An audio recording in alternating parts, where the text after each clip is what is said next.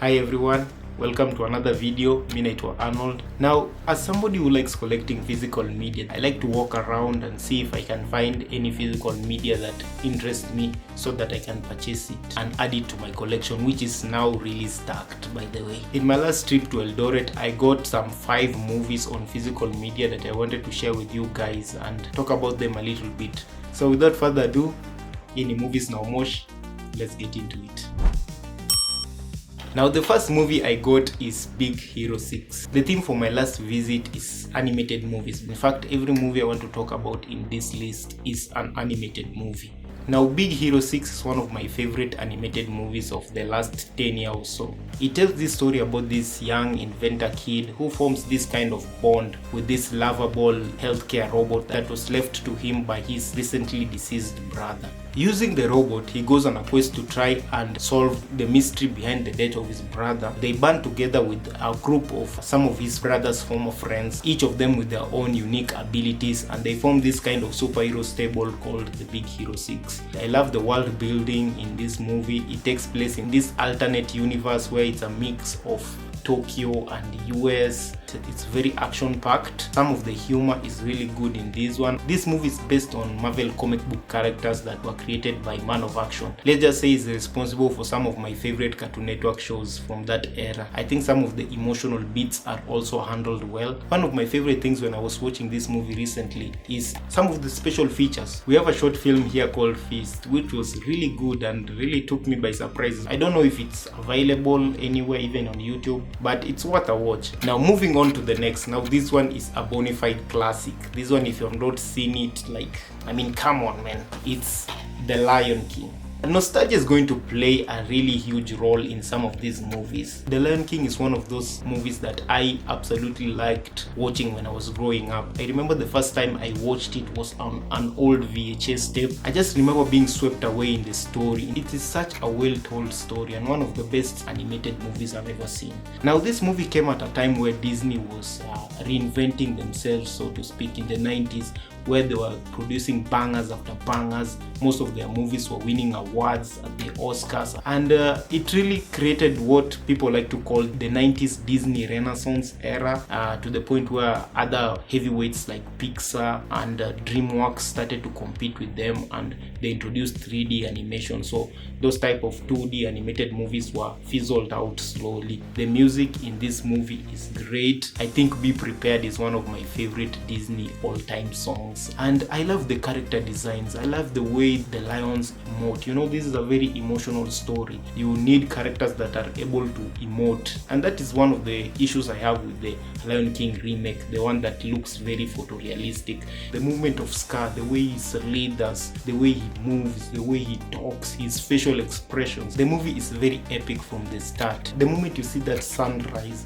and you hear that opening song, and you know you're just in for an epic time. I thought nostalgia was the only thing at play here, but I watched it again recently and it still holds up. It's still really good. Now the next movie I want to talk about is another classic, this time from Pixar. Now this one is Finding Nemo. It came with 2 discs and one including the Blu-ray of the movie. So I got a Blu-ray of Finding Nemo. For the first time I watched this movie on Blu-ray, and I have to say it looks absolutely amazing. The picture quality is so pristine. You can see every detail in the animation. There is so much detail that is packed in a Blu-ray disc that you cannot get it from like a 2 GB file you downloaded online. A Blu-ray disc can hold up to 50 GB of storage, so it packs a lot of detail in the picture. I don't have a lot of Blu-rays in my collection, but this was such a pleasant surprise. Now the movie itself is really good. Nostalgia obviously plays a part on this because this was probably the first Pixar animated movies I ever saw, and at that time I was not yet conversant with Pixar's style of storytelling, where they tell really complex stories for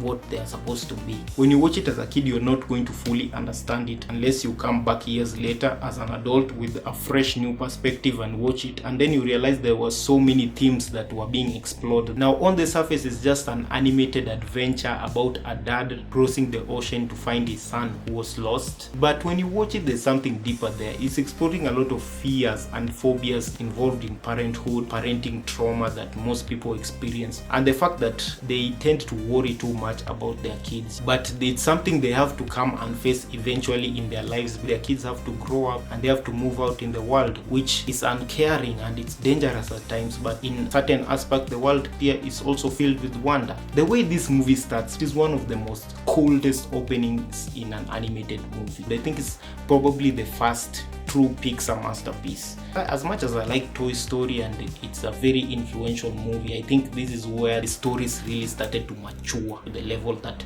we expect nowadays from Pixar. I like the DVD Blu-ray combo that I have going on here, which is really good. I'm really glad I have this one in my collection. Now the next movie I have for you guys is How to Train Your Dragon. Now, How to Train Your Dragon is one of my favorite animated movies also. I watched it back when I was in primary school, and at the time I thought it was one of the most beautiful animated movies I had ever seen. I love the character designs, I love the textures of everything, the way everything looks is so amazing. Now it tells a fairly simple story about this young nerdy character who's trying to find his place in the world, in a society that kind of disapproves of everything unique about him. Now this is a story that has been told over and over again, but this movie tells it with such heart that you can't help but be drawn into the story. Now in this movie we follow this teenager called Hiccup who lives in a Viking community that thrives on killing dragons. Unless you kill a dragon, you're not really considered as part of their community. And one day he's confronted with a situation where he has the chance to kill one of the most fierce dragons in the entire village, but he chooses not to. Instead he chooses to nurse it back to health and train it and even ride it. So in the remaining bulk of the movie is him trying to fight against the prejudice of the village and trying to get them to understand that Vikings and dragons can coexist. The movie has some really funny, well-written dialogue, and I also like the designs of the dragons. They really look impressive. This movie has a lot of sequels. I know we have part 2 and 3, and also there's like a live action remake that is going to be made, which I'm not really thrilled about, but I would urge people to go and watch the original. And another thing I like about this animated movie, and I remember this one being such a huge thing when I was a kid, it's like in this movie they never show anybody dying, but there's a lot of implications of death. In fact, even our main character loses limbs in the end. It made the movie feel more mature when I was watching it as a kid, because most animated movies don't really tackle that aspect of death too much, or of characters being injured in an irreplaceable manner. The next one I want to show you guys, this one was a first for me. I had never seen this movie, but I've heard a lot about it. I've heard that it's really good, and it was a chance for me to finally watch it and see for myself. And that one is Atlantis: The Lost City. Now, Atlantis: The Lost City is one of those rare 2D animated movies that were released in the turn of this century. Companies like Pixar and DreamWorks started producing 3D animations, and people were slowly moving away from 2D hand-drawn animation. Now, this one came out at a time where that transition was in full effect. It did not become as huge as other Disney animated movies, despite being made by the same person who made The Hunchback of Notre Dame, one of my favorite animated movies, and it's one of my sister's favorite animated movies. I remember we used to watch it a lot with her. So this movie is like a period piece treasure hunt movie. It's definitely of that time period in the early 2000s where a lot of these treasure hunting movies were popular. You know, movies like National Treasure, Lara Croft, Tomb Raider just came out, and even The Mummy. So in this movie it tells a story about this guy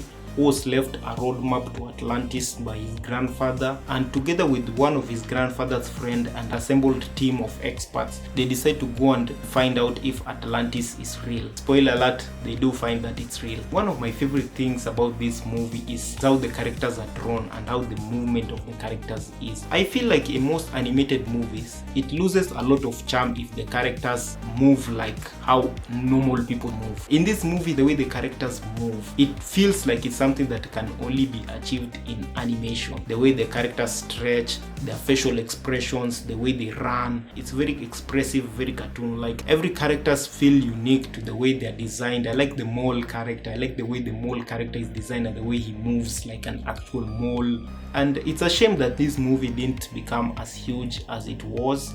Now this one is part of the Disney Classic series. I was not able to get some of them, but I really would like to own 101 Dalmatian, also Aristocats, Sleeping Beauty, and Fantasia. I really would like to own Fantasia at one point in Blu-ray. So anyway, that's what I was able to acquire in my last physical media hunt. But wait, I also got a VHS of Casablanca. Now, I'm not sure exactly why I bought this because I already have a DVD. But I mean, come on, it's a VHS of Casablanca and it's an original VHS. The picture quality is also really good. I managed to whip out the old VHS player and play it, and it looks really good. It's in mint condition, and that's why I bought it. Another reason is it's Casablanca. I mean, come on. But anyway, that's what I have for you guys. I hope you guys enjoyed the video, and I look forward to do more of these physical media reveals. If you like the video, give it a thumbs up, and I'll see you guys in the next video.